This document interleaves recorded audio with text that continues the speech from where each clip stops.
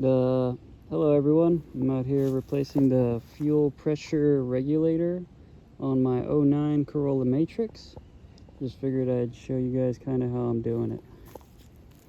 First step is to remove the rear seat. Pretty much just pops out. If you put these seats down a little like this and then pull up on the rear here, the seat will pull up, and then it's held in right here and over there by a little plastic clip, and you can just pull up on it pretty hard and it'll pop out. Just a quick note about the seat. It is held in right here and here, and then there is a little nub that sticks out here that you'll have to maneuver to get it on out. And once you get the seat removed, you'll come to this cover here, and I used a little pick to get underneath this and go around with it until the seal is broken. Once the seal is broken, you can lift this up, and then you're going to have to disconnect the cable right there. To disconnect this cable, you just push in that tab, and then it'll lift up. You got to push in pretty good. Once this is disconnected there, you can lift this up and put it out of the way. And then after that, this line and this line are going to be connected. Before you disconnect this line, open up your fuel tank and let it rest at least a minute or longer. I rested mine for a minute, but my car hasn't been started up in about an hour. Once you get to this line, you're gonna come under here with the pick and pull out this red tab upward like that. And once it's outward, you can kind of wiggle it back and it'll come off this little fuel connector here. And then just in case there was any fuel pressure here, when I was disconnecting it, I held a rag over top of it just in case any fuel just splashed out all over the place. I had this little rag here to protect myself. And then after that is removed, you got to remove this line here. To do that, you got to remove this yellow tab fully, which is what I'm going to do right now.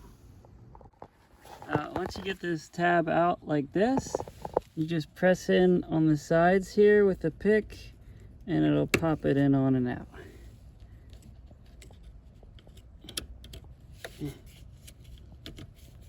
There we go.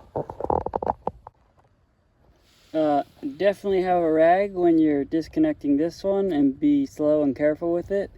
Every time I lift this up, fuel comes spewing out this place.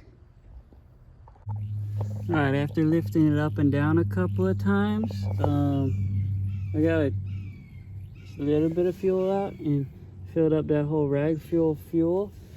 And then right now I got a little bit up, and this rag still has a lot left to catch. And then right now I got it up to a spot where it's just releasing a good bit of pressure right now.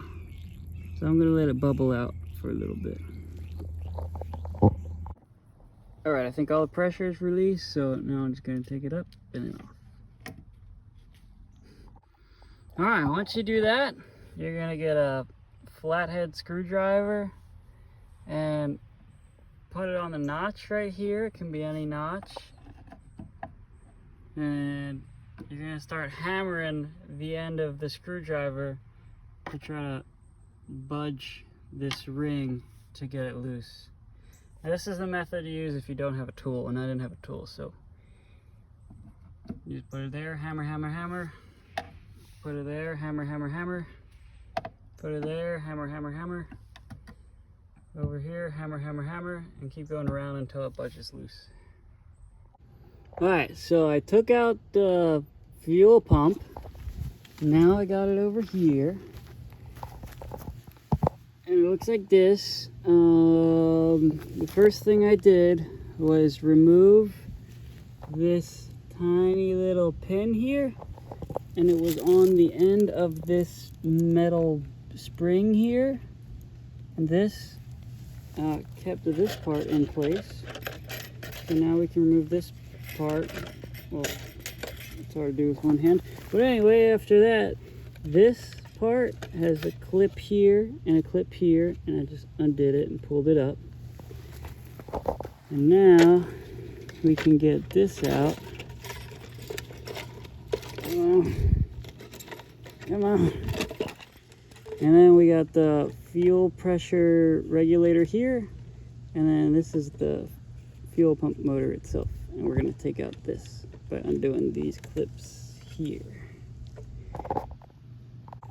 Alright, so I got it undone. You're going to have to undo a clip here, here, one right here, one on the other side, and then there's one down on this side too. And you're going to want to use like a tiny little pick like this. This made the job super easy. Well, not really. It's kind of hard, but it made it possible.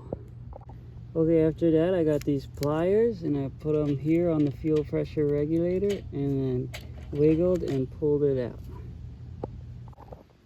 Alright, I got the new fuel pressure regulator and I'm going to put it in and then reassemble everything.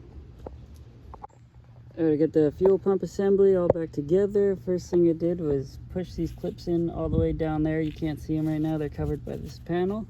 And then I inserted this back in and clipped it there and there. After that, I put in this beam with the spring and had to carefully take pliers and put back on the little snap ring right there. And then this pull went in there. And now it's good.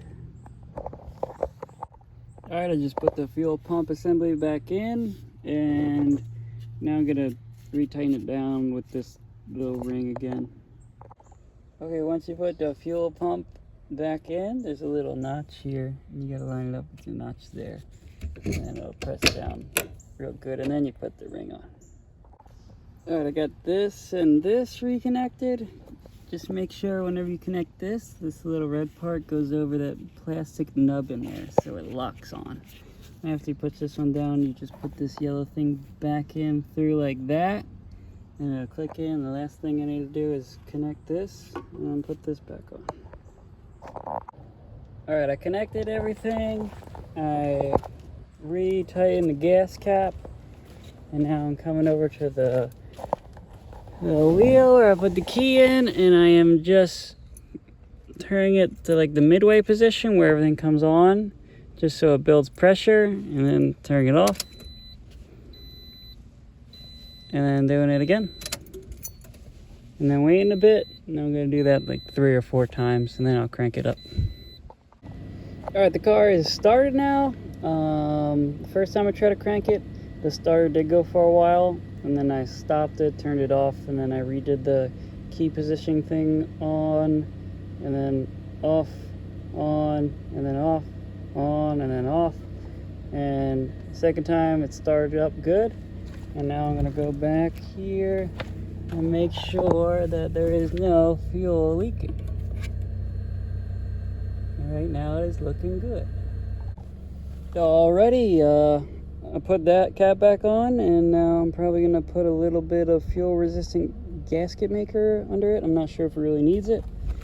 And after that, I'm going to put the seats back in, and yeah, we're all done. Now I'm going to let you guys destroy me in the comments on how I did everything wrong. Thanks, have a great day.